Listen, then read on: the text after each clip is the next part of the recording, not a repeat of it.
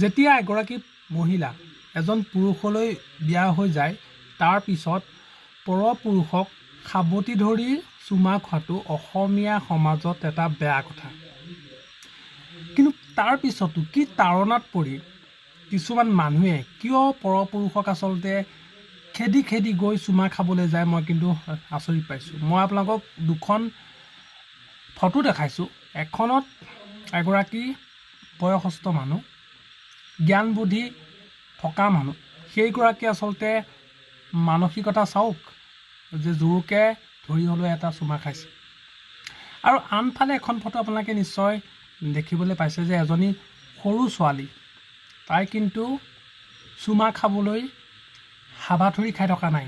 তাই আচলতে সৰু হ'ব পাৰে, কিন্তু তাই ঘৰত যিখিনি শিষ্টাচাৰ দিছে সেইখিনি কিন্তু মানিবলগীয়া। তাই ওচৰত পায়ো তাই আচলতে চুমা খাবলৈ যোৱা নাই, তাই নমস্কাৰহে দিছে।